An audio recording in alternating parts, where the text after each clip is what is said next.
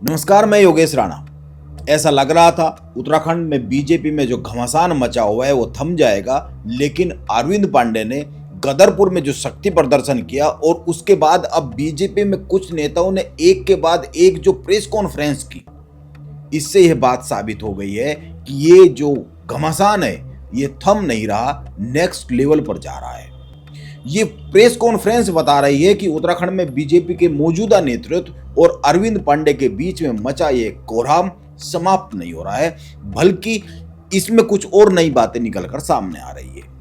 बात को शुरू करने से पहले सबसे महत्वपूर्ण जो एक बात है उस पर गौर करना चाहिए, जो इस मामले में निकलकर सामने आई है, और वह बात यह है कि यह जो मामला है यह 2022 के विधानसभा चुनाव में जो कुछ बीजेपी के अंदरूनी हालात हुए थे उनको एक बार फिर से सामने लाकर रख रहे हैं बीजेपी के कुछ नेता।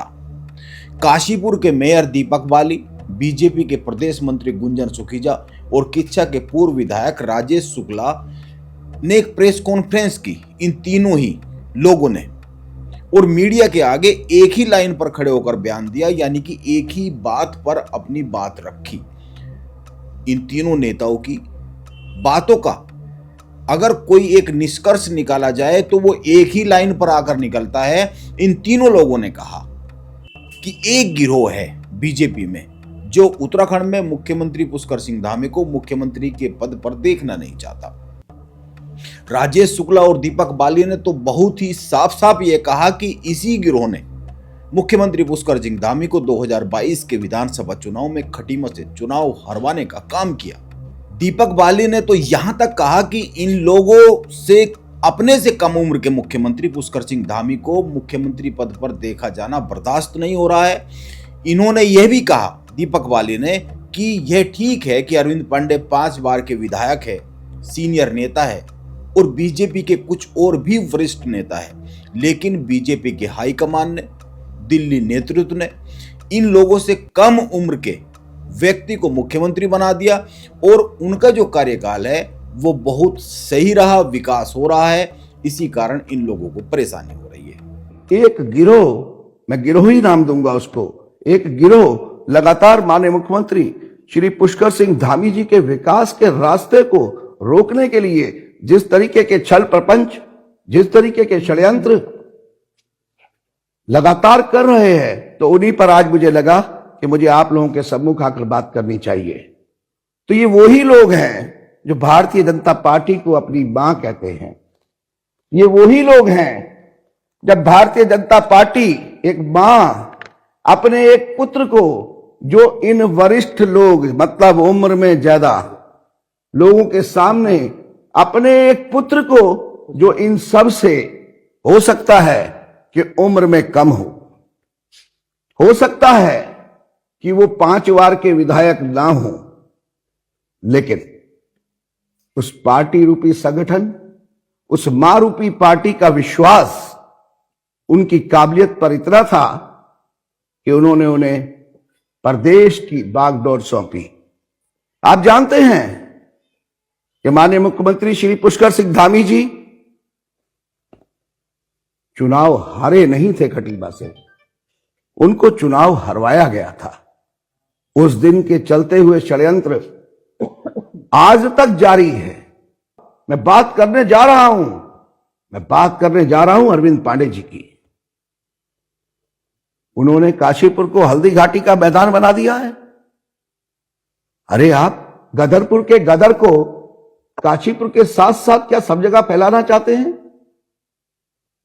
पार्टी फोरम पर कहने वाली बातों को लगातार आप जनता के बीच में जाकर जनता को दिग्भ्रमित करना चाहते हैं। आप बड़े भाई हैं, आप बहुत सम्मानित हैं, आप बहुत वरिष्ठ नेता हैं। वास्तव में जब आप कहते हैं कि मैं 5 बार का विधायक हूं, उससे पहले चेयरमैन रहा हूं, फिर मंत्री भी रहे हैं आप, हम मानने को तैयार तो हैं, हम सब मानते हैं, आपकी वरिष्ठता को कोई चुनौती नहीं देता, लेकिन लगातार प्रहार, ये कैसा आपका विश्वास है अपनी मां के ऊपर, जिसे आप भारतीय जनता पार्टी को अपनी मां कहते हैं? कैसा विश्वास है कि अगर उसने एक उम्र में आपसे कम अपने दूसरे बेटे के ऊपर अगर उन्होंने विश्वास जता दिया और प्रदेश की बागडोर सौंप दी, तो आप तिलमिला उठे, आपको बर्दाश्त नहीं हो रहा, तो आप सीधा क्यों नहीं कहते हैं? आप घुमा फिरा के बातें क्यों करते हैं? आप सीधा कहिए ना कि मैं नहीं चाहता कि माननीय मुख्यमंत्री पुष्कर सिंह धामी जी मुख्यमंत्री के रूप में इस प्रदेश को संभालें। बोलिए ना। इन तीनों ही नेताओं ने एक और बड़ी बात कही। इन लोगों ने कहा कि अरविंद पांडे कांग्रेस के षड्यंत्र का, राजनीतिक षड्यंत्र का हिस्सा है और अपनी ही सरकार के विरोध में काम कर रहे हैं ताकि 2027 में राज्य में एक बार फिर से बीजेपी की सरकार ना आ सके और मुख्यमंत्री पुष्कर सिंह धामी ना बन सके। यह बात बीजेपी के नेता कह रहे हैं और कोई साधारण नेता नहीं कह रहे। जो बीजेपी के नेता है, एक पूर्व विधायक है, एक प्रदेश संगठन में मंत्री है और दूसरे काशीपुर जैसे महत्वपूर्ण जगह पर मेयर है। ये सभी बहुत ही गंभीर आरोप है। ये आरोप उस वक्त और भी अधिक गंभीर हो जाते हैं जब यह तीनों ही लोग कहते हैं कि बीजेपी में एक गिरोह है जो मुख्यमंत्री पुष्कर सिंह धामी के विरोध में षड्यंत्र रच रहा है। और यह आरोप उस वक्त और भी अधिक संगीन हो जाते हैं जब इन आरोपों को उस संदर्भ में कहा जाता है जब गदरपुर में मंच पर खड़े होकर अरविंद पांडे ने यह कहा कि उनके साथ बीजेपी के 7 बड़े नेता है। उन्होंने नाम गिनाए और 30 विधायक है। वे मंच से त्रिवेंद्र सिंह रावत, अनिल बलूनी, मदन कौशिक, बिशन सिंह चुफाल, रीतू खंडूरी, सौरभ बहुगुणा, विजय बहुगुणा का नाम लेते हैं। सौरभ बहुगुणा का नाम मंच से नहीं लिया, लेकिन बाद में जब मीडिया से बातचीत हुई उसमें लिया।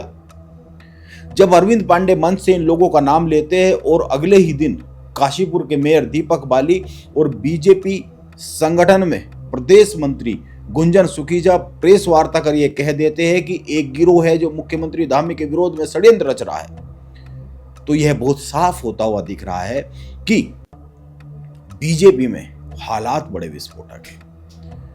उनके ऐसा कहते ही सवाल यह उठ जाता है कि क्या दीपक बाली और गुंजन सुखीजा सीधे सीधे यह कह रहे हैं कि ये लोग जिन लोगों के नाम अरविंद पांडे मंच से ले रहे हैं, क्या यह एक गिरोह है?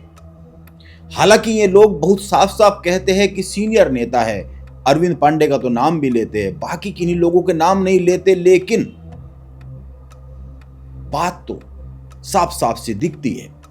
जो लोग मुख्यमंत्री धामी के विरोध में षड्यंत्र कर रहे हैं, ये उनकी तरफ इशारा कर रहे हैं, यह कह रहे हैं कि गिरोह है।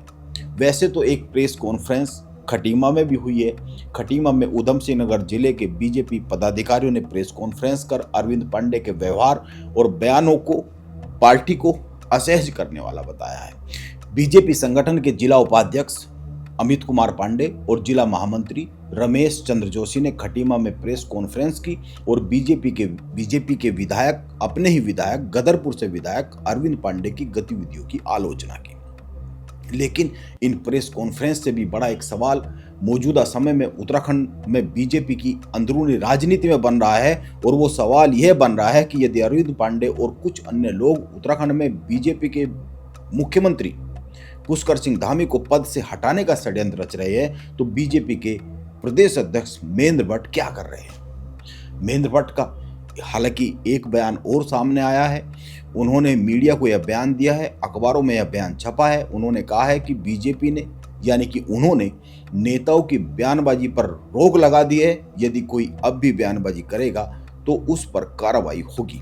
लेकिन सवाल यह बड़ा है कि बात बयानबाजी से आगे बढ़कर मुख्यमंत्री को पद से हटाने के षड्यंत्र पर पहुंच गई है और यह बात बीजेपी के नेता ही कह रहे हैं, प्रदेश मंत्री कह रहे हैं, काशीपुर से बीजेपी के नेता और मेयर दीपक बाली कह रहे हैं, किच्छा से बीजेपी के नेता और पूर्व विधायक कह रहे हैं। क्या महेंद्र भट्ट के हाथ से उत्तराखंड बीजेपी के सीनियर नेता निकल रहे हैं?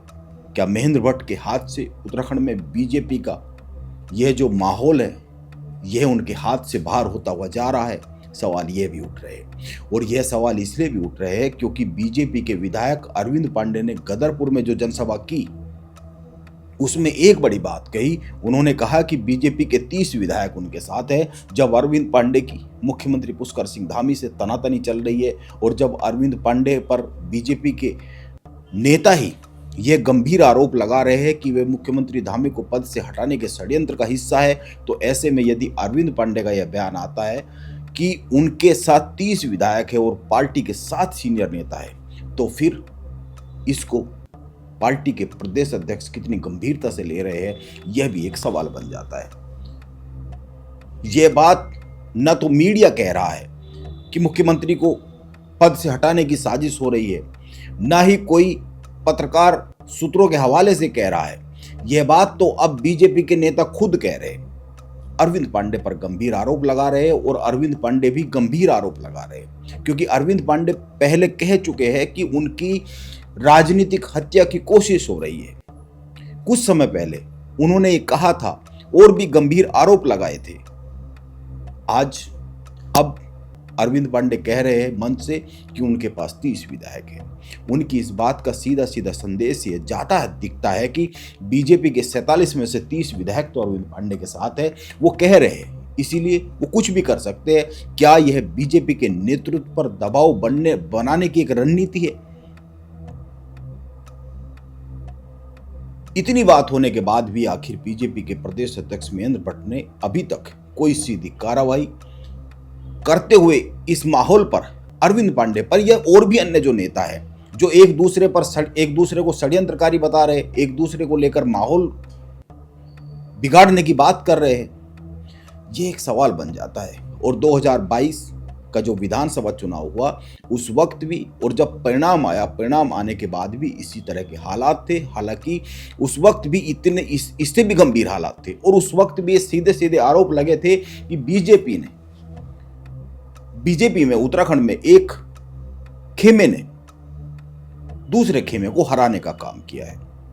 और अब जब चुनाव कुल 1 साल की दूरी पर है, राजनीतिक गतिविधियां शुरू हो चुकी है, दोनों ही दल बीजेपी और कांग्रेस अपने अपने चुनावी सफर पर 2027 की तरफ निकल चुके हैं। अब फिर ये माहौल बनता हुआ दिख रहा है। उत्तराखंड में बीजेपी में इस वक्त हालात बहुत अच्छे तो नहीं कहे जा सकते हैं, जब बस 1 साल की दूरी पर ही चुनाव हो और बीजेपी के बहुत से नेता यह कहने लगे कि जिस तरीके से 2022 में एक गिरोह ने धामी और उनके करीबियों को चुनाव हराने का काम किया था, इस बार भी ऐसा ही कुछ काम एक गिरोह करता हुआ दिख रहा है। और यह बात मीडिया को प्रेस कॉन्फ्रेंस कर कही जाए, यह बात पार्टी के फोरम पर ना कही जाए, यह बात सार्वजनिक तौर पर कही जाए, यह बात अंदरूनी तौर पर चिट्ठी पत्री लिखकर ना कही जाए, यह बात सार्वजनिक तौर पर कही जाए, अलग अलग जगह पर कही जाए, अलग अलग नेता कहे, और नेता भी कोई साधारण नेता नहीं। तो ऐसे में सवाल यह उठता है कि आखिर उत्तराखंड में बीजेपी में चल क्या रहा है। और बड़ा सवाल यह उठ जाता है कि बीजेपी के नेताओं की बात को यदि सच ही मान लिया जाए तो फिर इस गिरोहबाजी में फंसी बीजेपी को इस संकट से कौन निकालेगा? बीजेपी के प्रदेश अध्यक्ष महेंद्र भट्ट या फिर दिल्ली टीम इस पर कोई बड़ा निर्णय लेने वाली है? आने वाले समय में यह भी देखने वाली एक बात होगी। नमस्कार, मैं योगेश राणा।